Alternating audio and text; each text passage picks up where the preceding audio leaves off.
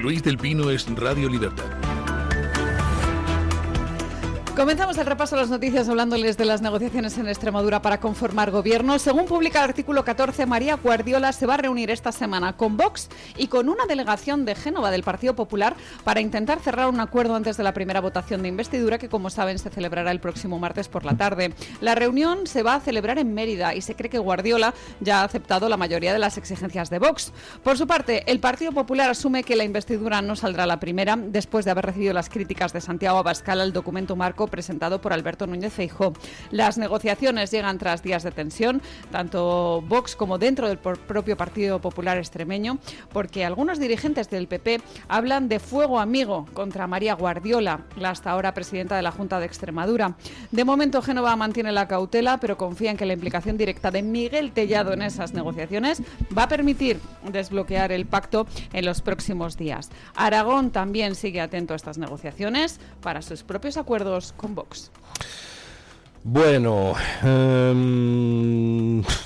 no sé, esto es un culebrón realmente llamativo. Al final, pues no sé quién capitanea las negociaciones por parte del Partido Popular. No sé si es Génova, si es Guardiola, si son apachas. Bueno, sea como sea, lo que está claro es que una repetición de elecciones en Extremadura sería una absoluta estupidez.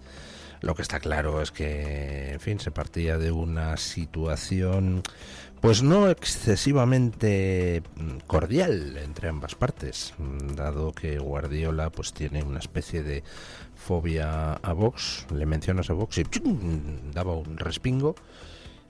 Y todo eso, pues bueno, al final hay que ir limando asperezas y viendo a ver cómo se llega a un acuerdo. Pero vamos, que los acuerdos están precisamente para que se pongan de acuerdo gente que no lo está.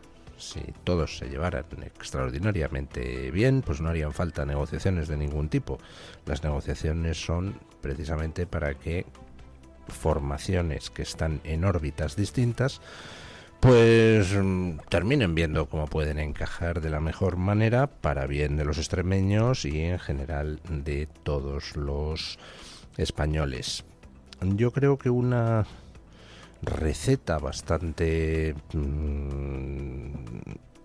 adecuada pues es tratar de evitar declaraciones, tratar de evitar absurdeces. Lo cual, pues en Vox es más fácil por el tema de la dirección centralizada.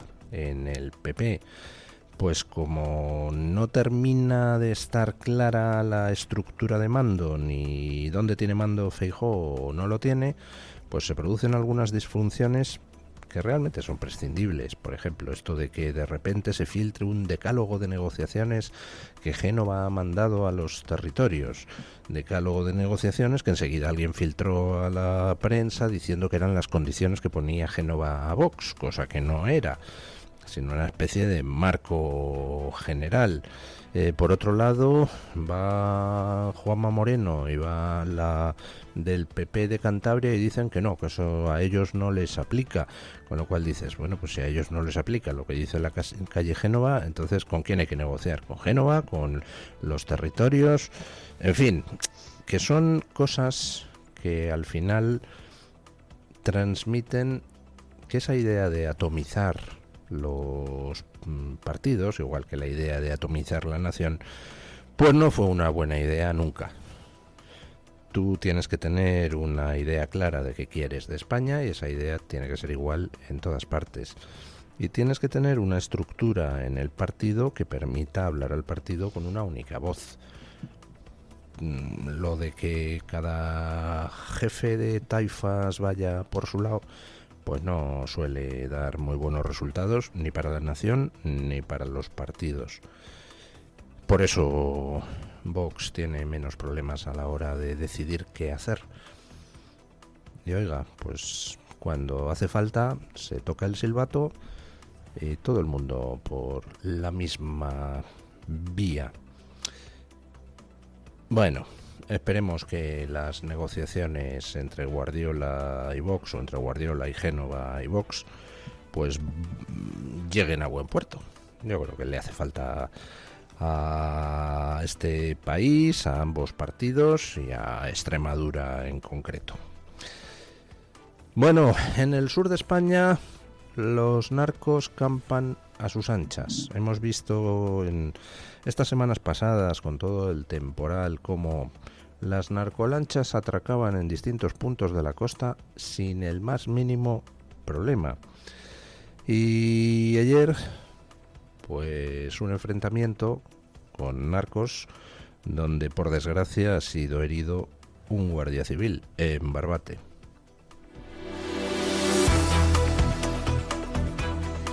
Les hablamos ahora de la lucha contra el tráfico de drogas en nuestro país. 2 presuntos narcos resultaron heridos por disparos de la Guardia Civil durante un operativo desarrollado en Barbate, en Cádiz. La alerta la dieron 4 agentes que detectaron un relevo de tripulación en una narcolancha en las inmediaciones del río Barbate, una zona habitual de actividad de las redes de narcotráfico. Durante la persecución, uno de los guardias civiles que participaba en el operativo sufrió una lesión en un hombro tras volcar el quad en el que circulaba. El agente fue atendido y su estado no reviste gravedad. Los 2 presuntos narcotraficantes heridos quedaron bajo custodia policial. El dispositivo forma parte de las actuaciones habituales contra la logística de las redes de narcotráfico que operan en el estrecho y que está experimentando un repunte en la actividad de las narcolanchas en toda la zona. Resulta que tenemos personal a sueldo de los españoles, tanto de salvamento marítimo como de la Armada, como de la Guardia Civil, como de ONGs diversas que pagamos con los impuestos de todos. Tenemos un montón de personal dedicado a rescatar pateras a 4.500 kilómetros de la costa española para traer aquí más inmigrantes irregulares, que nos cuestan más dinero a los españoles. Pero para vigilar nuestras costas y evitar que los narcos hagan lo que les dé la gana, oiga, para eso no tenemos ni recursos, ni personal. No sé, se me ocurre, ¿qué tal si dejamos de financiar las ONGs que se dedican a promover la inmigración irregular y financiamos a ONGs que actúen como patrullas de vigilancia en las costas para avisar a las fuerzas y cuerpos de seguridad de la existencia de narcolanchas? No sé, se me ocurre, al estilo de las patrullas ciudadanas que en algunos lugares de Estados Unidos funcionan precisamente para prevenir el crimen.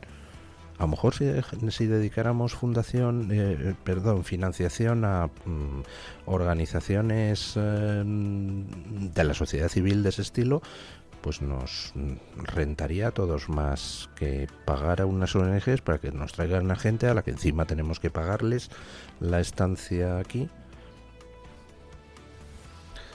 Para lo que hace falta no hay recursos ni hay personal. Para lo que no solo no hace falta, sino que encima destruye nuestra economía y nuestra nación, para eso todos los recursos. Pues está muy bien, hombre. Luego, que por qué sube Vox. Hablando de Vox, parece que la entrevista a Santiago Abascal en Espejo Público suscitó un poquito de atención. Escuchen. La entrevista a Santiago Abascal en Espejo Público se convirtió este martes en la emisión más vista de la temporada del programa dirigido por Susana Griso en Antena 3. El líder de Vox reunió a una media de 377.000 espectadores y alcanzó un 16,9% de cuota, superando ampliamente al resto de dirigentes políticos que han sido entrevistados en este curso por Susana Griso. El interés por su intervención se explica por el contexto político actual y sobre todo por el protagonismo creciente de Vox en la agenda pública. Antena 3 destaca además el fuerte impacto en redes sociales, donde la entrevista de Santiago Abascal fue uno de los contenidos más comentados de todo el día. No sé si a alguien le sorprenderá, pero la entrevista a Abascal suscitó bastante más interés que cualquier otra entrevista a cualquier otro político en Espejo Público. ¿Qué es lo que eso refleja? Pues lo mismo que reflejaba el interés informativo que suscitaba en su momento un señor al que siempre ha perseguido el éxito, pero que supo siempre correr más rápido y el éxito nunca le alcanzó, que es Pablo Iglesias. Cuando Pablo Iglesias salta al estrellato allá por 2014, 2015, llegó un momento donde si tú ponías un titular en un digital diciendo Pablo Iglesias ha bostezado esta mañana antes del desayuno, automáticamente tenías 800 millones de clics, mientras que cualquier otra noticia pues tenía 2000. Eso era en el momento donde Pablo Iglesias interesaba a la gente. Y eso se reflejaba, ese interés, luego en el nivel de votos. Recordemos que Pablo Iglesias es ese señor que estuvo a punto de dar el sorpaso al Partido Socialista y hacerse con la hegemonía de la izquierda española. Estuvo, pero vamos, a nada. Luego, más adelante, pues ya podía hacer Pablo Iglesias cualquier tipo de declaración que no conseguías 3 clics con ello, porque había dejado de importar, había defraudado las esperanzas y por tanto ya pues no suscitaba interés informativo. Y como reflejo, pues en las encuestas Podemos fue bajando poco a poco y en las elecciones pues ha terminado siendo una formación residual que tiene que recurrir a discursos cada vez más histriónicos para ver si alguien les hace casito. Bueno, pues Abascal está en ese momento Pablo Iglesias de 2015. Abascal suscita interés informativo porque está subiendo en las encuestas como la espuma.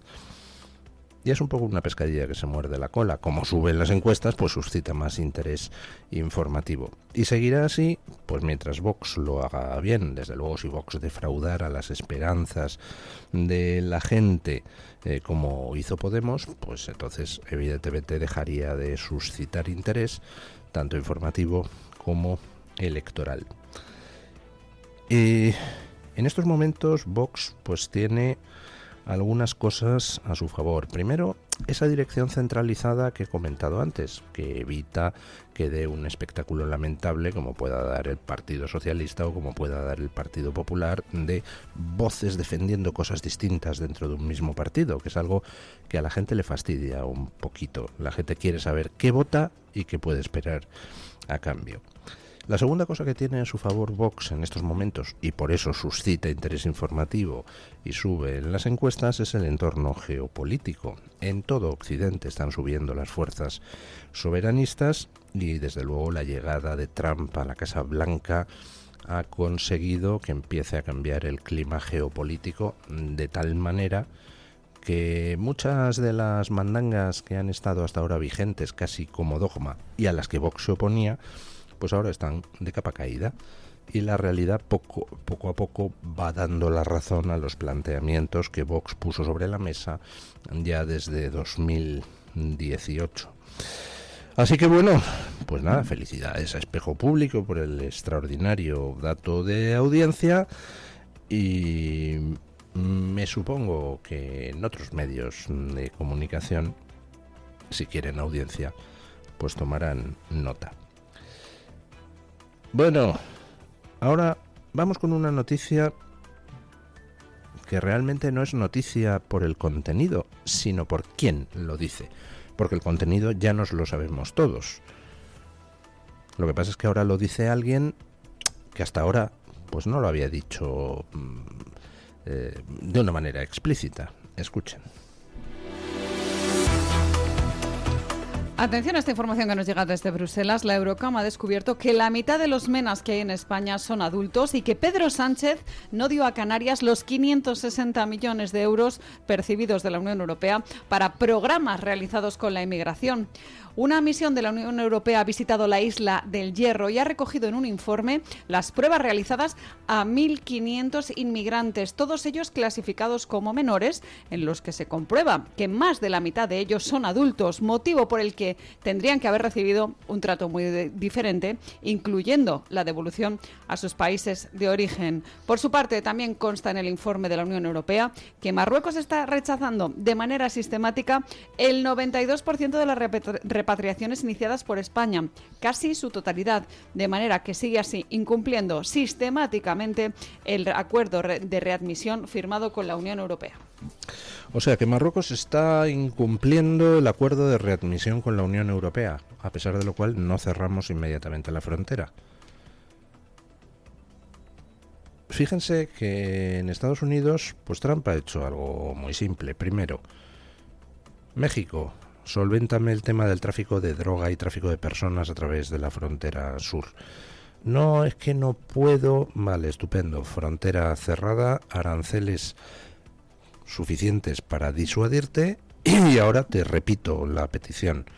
Solvéntame esto. Y oiga, mano de santo. Y aquí resulta que no solo no adoptamos sanciones contra quien está incumpliendo el pacto de repatriación con la Unión Europea, sino que encima favorecemos, por ejemplo, al campo marroquí frente al campo español. O sea, no solo no sancionamos a quien se niega a readmitir a los que España trata de devolver a su país de origen, sino que encima le premiamos. Ustedes, bueno, ya lo de los menas, que la mitad no son menas, en fin, me alegra que la Eurocámara por fin se dé cuenta de lo que los españoles sabemos desde hace mucho tiempo, aunque PSOE y PP se hayan empeñado en negar la realidad. ¿Ustedes qué deducen del hecho de que Marruecos esté incumpliendo el pacto para repatriación firmado con la Unión Europea y a pesar de ello se le premie? ¿Ustedes qué pueden deducir de ahí? Muy bien, si se le premia es porque está haciendo lo que la Unión Europea quiere. La Unión Europea puede firmar un pacto de repatriación para decir ante la opinión pública, fíjate, oye, nosotros hemos hecho... Pero luego en la práctica lo que hace es permitir el incumplimiento de ese pacto y encima premia a Marruecos. Porque la inmigración irregular no es un fenómeno climatológico que de repente nos haya caído encima. No es un terremoto que sorpresivamente se produce. No, la inmigración irregular es un plan deliberado. Y por tanto, lo que hace la Unión Europea es premiar a un Marruecos que se salta a los acuerdos con la Unión Europea y nos inunda de gente. No hay errores. Desde luego, la culpa no es marroquí. La culpa la tenemos que buscar en Bruselas y en el mayordomo que Bruselas tiene en la Moncloa. Todos ellos son los que están promoviendo la inmigración irregular y hemos visto un ejemplo en estos últimos días. Va Sánchez, se salta los acuerdos que hay en la Unión Europea y dice que regulariza 500.000 inmigrantes ilegales. ¿Y qué ha hecho la Unión Europea? Nada. A Orbán resulta que le machacan para que acepte inmigrantes. Le ponen multas por no aceptarlos. Sánchez, y el argumento con Orbán es que está incumpliendo los pactos que tenemos en la Unión Europea para la acogida de inmigrantes. Ajá. Como está incumpliendo los pactos, le sancionamos a Orbán. Sánchez incumple los pactos. Por el otro lado, se salta todo lo acordado y mete 500.000 inmigrantes irregulares más. Y resulta que la Unión Europea lo único que dice es, uy, Sánchez. Ni le multa, ni interviene, ni obliga a España a respetar lo pactado. ¿Ustedes qué deducen de ello? Pues hombre, no hace falta ser muy conspiranoico. Lo que se deduce de ello es que Sánchez está haciendo lo que quieren Macron o Merz, que es meter inmigrantes irregulares, dar la posibilidad a inmigrantes irregulares alemanes y franceses, como se está constatando que está pasando, para que vengan a España, se regularicen y vuelvan a sus países de origen. Y así tanto Merz como Macron pueden seguir impulsando la inmigración, pero fingir ante su opinión pública que están en contra. Ah, no, esto es Sánchez, joder, es que es un imbécil ese tío que hay en España, fíjate, nosotros no queríamos que haga eso, pero el tío lo hace. Son todos unos farsantes. Están promoviendo una inmigración irregular masiva, conscientemente. Y dejan a Sánchez que lo haga, y dejan a Marruecos que lo haga, y aquí no pasa nada. La Unión Europea no toma ninguna medida para poner fin a ese escándalo. Sí, llega una delegación del Europarlamento, que seguramente habrán impulsado pues Vox y el PP, que vengan aquí algunos europarlamentarios, ¿Y qué? ¿Va a pasar algo? Ahora que la Eurocámara constata que la mitad de los menas de Canarias no son menas y que Marruecos no acepta el 92% de los tíos que se le devuelven, ¿va a pasar algo? Respuesta, no. Porque lo que está pasando es lo que Bruselas quiere que pase. Por eso es urgente echar abajo las estructuras de la Unión Europea en su formato actual y refundarlo.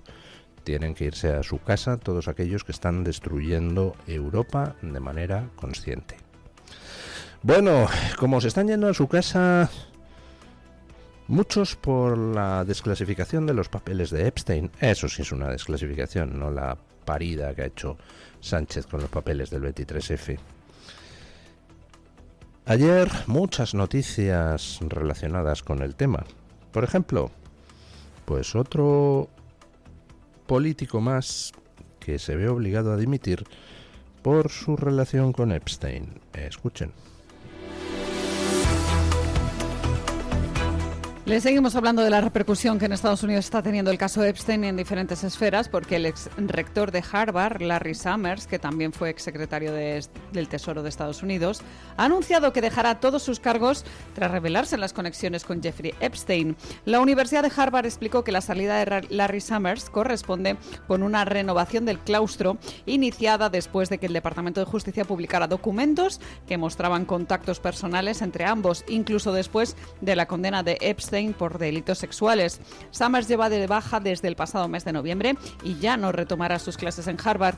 Muchos grupos de estudiantes habían pedido su destitución tras conocerse esos correos electrónicos en los que Summers compartía mensajes con un tono inapropiado con Jeffrey Epstein. La Universidad de Harvard ha confirmado además la suspensión temporal del profesor Martin Novak, también vinculado a Epstein, y también revisará el alcance de los lazos que algunos académicos mantuvieron con Epstein, que en su día donó dinero a distintos programas antes de que la propia Universidad de Harvard prohibiera aceptar fondos de Jeffrey Epstein en el año 2008. Larry Summers es el noveno político que se ve obligado a dimitir o que es procesado o que es detenido a raíz de la publicación de los papeles de Epstein hace escasas semanas. ¿Y quién era Larry Summers? Pues hombre, Larry Summers fue secretario del Tesoro con Bill Clinton. Y Larry Summers ocupó un puesto, un alto cargo en la Casa Blanca con Obama. Larry Summers pertenecía al Partido Demócrata. De los 9 políticos que se han visto obligados hasta ahora a dimitir de sus actuales puestos en organismos públicos o en empresas privadas, o que han sido a los que se les ha abierto causa criminal, bien por a los que se les ha abierto causa criminal por las vinculaciones financieras con Epstein, o que incluso han sido detenidos, de los 9 políticos, los tienen todos ustedes en mi tuit fijado en Twitter, 8 pertenecen a partidos progres. Partido Laborista, Partido Socialista, Partido Demócrata. 8 de los 9.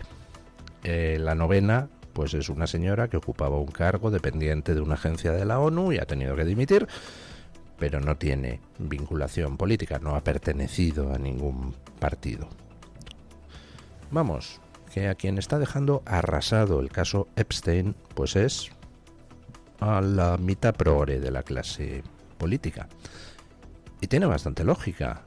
Lo que se ha desclasificado ahora estuvo 4 años en poder del gobierno americano mientras mandaba Biden y no lo desclasificó. ¿Ustedes por qué creen? ¿Porque era tonto y no quería dañar a Trump? No, hombre, no, porque estaba protegiendo a sus amigos, a los de su cuerda. No es el único caso ayer el de Larry Summers, de gente tocada por el caso Epstein. Ayer Bill Gates salió a pedir perdón ante los trabajadores de la Fundación Gates porque reconoció que había tenido relaciones inapropiadas con Epstein y reconoció que se había acostado con 2 chicas rusas, tal como en un documento de Epstein se apuntaba. Negó otras cosas que se decían en los documentos de Epstein, pero resulta que ahora sí era verdad que se acostó con chicas rusas.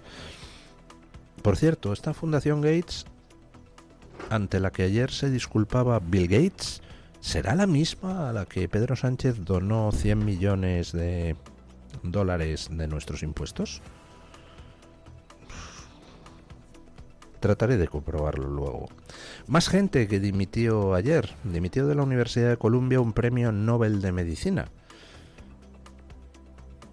Richard Axel, que resulta que era uno de los firmantes de la carta que, me parece, 69 premios Nobel firmaron en 2008 de apoyo a Obama para la presidencia. También era firmante de la carta que muchos premios Nobel firmaron en 2020 en apoyo de Biden para la presidencia de los Estados Unidos. También era firmante de la carta que 6.000 académicos firmaron en 2017 contra la política migratoria de Trump. ¿Se dan ustedes cuenta de que en las universidades americanas que han sido tomadas por la progresía, se dan ustedes cuenta de que en ellas había bastante gente, y gente muy notable, con vínculos con Epstein? Y era todo una especie de círculo cerrado donde esa gente tenía relación con Epstein, Epstein les financiaba investigaciones, esa gente luego se premiaban unos a otros. Yo me pregunto, igual que el premio Nobel de la Paz a Obama, o a Al Gore, en fin, ese que decía que en 2014 desaparecería el hielo ártico estival y tal, igual que esos premios se dan con criterios políticos, se han dado también premios Nobel en los campos de la ciencia con criterios políticos, porque es una pregunta que me hago viendo cómo están cayendo como moscas muchos científicos en universidades americanas que tenían relación con Epstein. Pregunto, cuando a alguien se le daba el premio Nobel, yo qué sé, de medicina, ¿era por sus contribuciones y competía en igualdad de condiciones con otros médicos también, investigadores en medicina también destacados, pero que no fueran progres? ¿Ha habido selección política en el acceso a premios Nobel? Si nos ponemos a analizar esa lista de premios Nobel que apoyaron a Obama y a Biden en las elecciones, ¿saldrán más gentes que hayan tenido relación con Epstein? En fin, ¿creen ustedes que lo del caso Epstein tampoco puede dar mucho más de sí? Uy, no saben lo que se equivocan. Ayer empezaron a publicarse informes, por ejemplo en Financial Times y en otros medios, sobre la siguiente ola de revelaciones, la que afecta a los grandes bancos, y se está empezando a poner la lupa sobre las relaciones que grandes bancos como JP Morgan o Deutsche Bank tuvieron con Epstein, incluso después de su condena por pederastia. Creo que nos vamos a reír, y nos vamos a reír especialmente cuando la ola de consecuencias alcance al mundo periodístico, porque si toda esta inmundicia ha podido pasar, ha sido con la complicidad de gente en el mundo de los medios.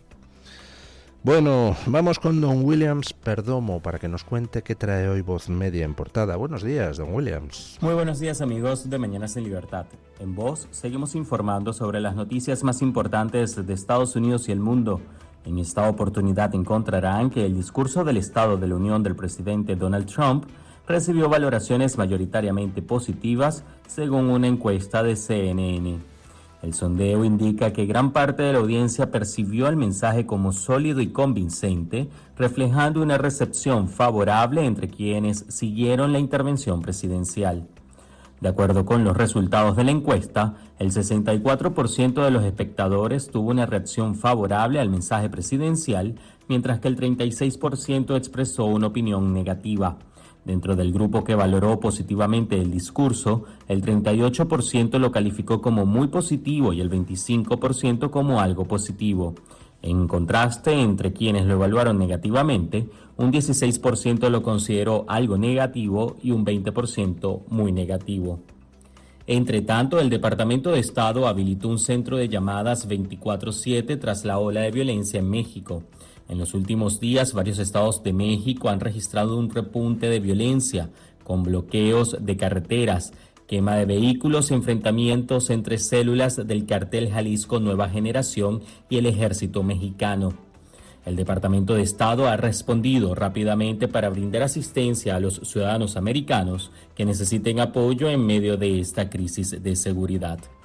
Y finalmente contarles que el gobernador Gavin Newsom anunció que el estado de California destinará hasta $35 millones en fondos humanitarios existentes para ampliar la asistencia legal y el apoyo comunitario a inmigrantes que enfrentan procesos de detención y deportación por parte del gobierno federal.